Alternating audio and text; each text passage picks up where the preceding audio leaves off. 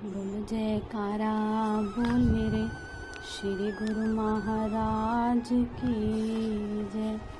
श्री अमर ज्योति दर्शन ग्रंथ उत्तर प्रदेश यात्रा खुर्जा। खुर्जा में भाई विचार सागरानंद जी तथा भाई प्रेम कृष्णानंद जी सत्संग कार्य करती थी।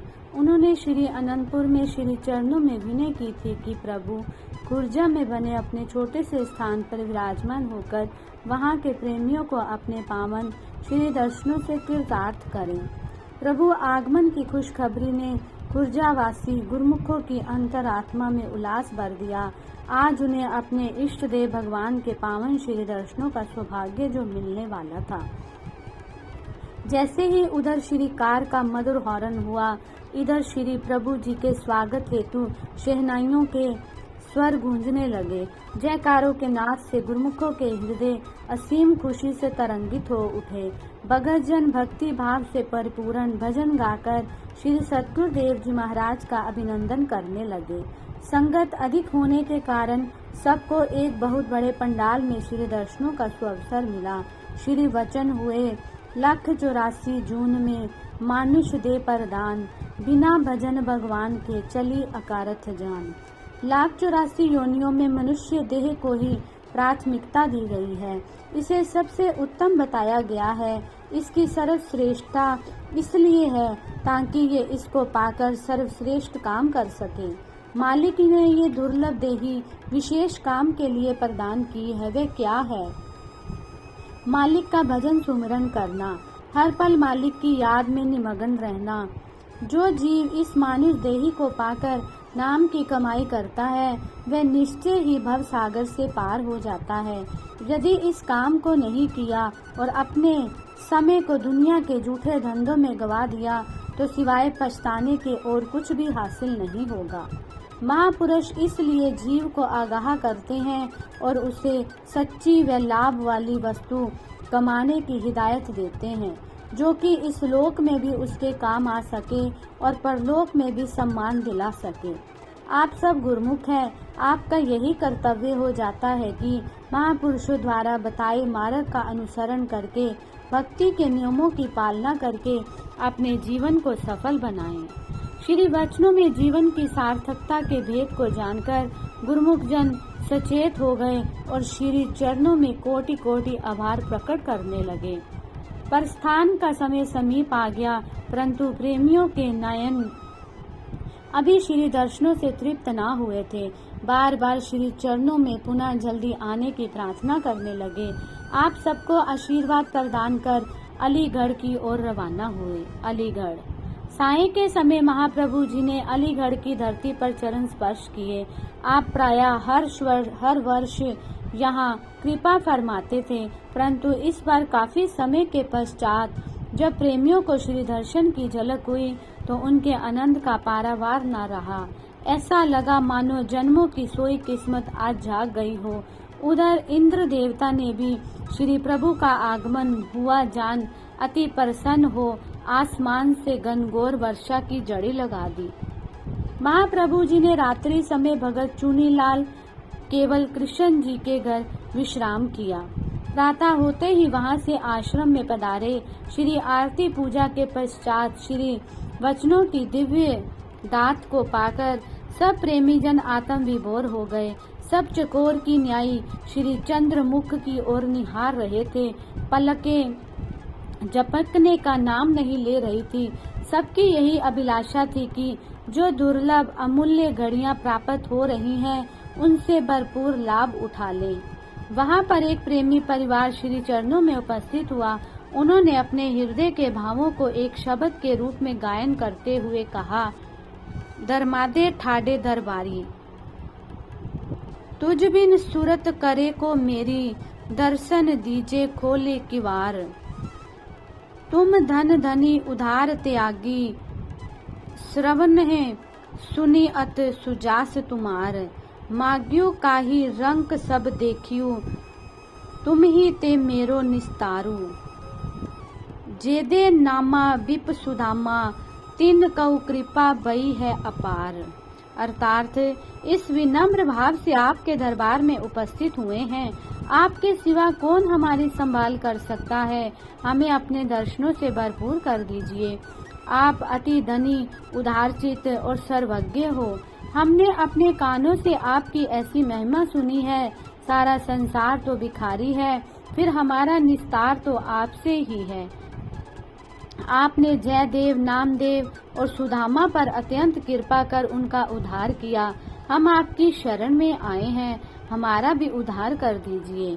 उनके भाव से भरे इस शब्द को सुनकर श्री सतगुरुदेव जी महाराज ने फरमाया, आप सब गुरुमुख हैं, भिखारी नहीं, भाग्यशाली हो। आज तो तुम्हारे जन्मों के पुण्यों का खजाना खुल गया है। तुम सच्चे धनवान हो। आपके कई जन्मों के पुण्य एकत्रित हुए हैं, जो आप सौभाग्य से इस ऊंचे व आलीशान दरबार में आए हैं। आप सुख, आनंद और शांति के द्वार पर पहुंच गए हैं। सतगुरु की शरण सब सुखों की दाता है, ये बड़े भाग्यों से मिलती है। कृपा करे जिस पार ब्रह्म होवे साध संग। जिस पर पारब्रह्म परमेश्वर की कृपा हो जाती है, उसे ही सत्पुरुषों की संगति का संयोग मिलता है। उन्होंने विनय की, प्रभु ये हमारे पुण्यों का फल नहीं, आपकी असीम अनुकंपा के प्रताप से आपके दरबार में आपके श्री दर्शन का परम सौभाग्य मिलता है। महात्मा रोशनानंद जी एवं महात्मा आत्म दर्शनानंद जी उस समय वहां पास ही खड़े थे। उन्होंने जैसे ही श्री वचन श्रवण किए तो एक दूसरे से कहने लगे, महापुरुष एक ही ज्योति स्वरूप होते हैं। समय समय पर वे अपने निराले ढंग से सत्संग द्वारा गूढ़ रहस्य प्रकट करते हैं। देखा महात्मा जी, श्री परमहंस दयाल जी महाराज ने श्री आरती की रचना के समय भगत साहिब चंद जी को कहा था कि आप मूर्खन की जगह भाग्यशाली लिखो। जो सतगुरु की शरण में आ गया वह भाग्यशाली है। आज श्री गुरु महाराज जी ने भी अपने वचनों में कितना गूढ़ भेद बतलाया कि जो श्री दरबार में आया, श्री दर्शन और सत्संग में महापुरुषों की समीपता में आया, उसने सुख, आनंद और भक्ति के खजाने को पा लिया। उसके दुख संकट सब दूर हो गए। यही अटल सत्य है। इस प्रकार उत्तर प्रदेश की यात्रा संपूर्ण कर और भक्ति व नाम के सच्चे धन से सबकी झोलियां भरकर आप प्रेम बाग, आगरा व अन्य स्थानों पर दर्शन देते हुए श्री व्यास पूजा के पर्व पर श्री अनंतपुर पधारे। दिन प्रतिदिन संगतें श्री दर्शन को आने लगी। श्री सतगुरु दाता दयाल जी सबको भक्ति की दात प्रदान कर निहाल करने लगे। महापुरुष समय समय पर प्रेमी गुरुमुखों को अपने वचनों द्वारा ऐसे गूढ़ रहस्यों का वर्णन करते हैं जिसमें भक्ति का सार तत्व समाया होता है, सेवकों का हित भरा होता है। यही गुरुमुख जन सत्पुरुषों के एक एक वचन का गहराई से अवलोकन व मनन करें तो उन्हें भक्ति की मुक्तामनियां संजोने में अधिक परिश्रम नहीं करना पड़ेगा। महापुरुष हर समय जीव को रूहानी लक्ष्य तक पहुंचाने का मार्ग बतलाते हैं, जिसे स्वयं समझ पाना जीव बुद्धि के परे की बात है। उनके प्रत्येक वचन एवं हर कार्यवाही में जीवों का हित ही भरा होता है। ऐसा ही एक बार का वृतांत है। श्री सतगुरुदेव जी महाराज श्री प्रयागधाम में अपने कक्ष में विराजमान थे। पास में कुछ सेवक हाथ जोड़े सेवा में उपस्थित थे। श्री प्रभु जी ने मौजवश भगत गुरुचरण जी महात्मा योग धर्मानंद जी को संबोधित करते हुए फरमाया कि बाहर जाकर देखो कि मौसम कैसा है। श्री आज्ञा पाकर भगत जी तुरंत बाहर आए और लौट कर विनय की, प्रभु मौसम साफ है। पुनः महाप्रभु जी ने फरमाया, मौसम साफ है या मन साफ है?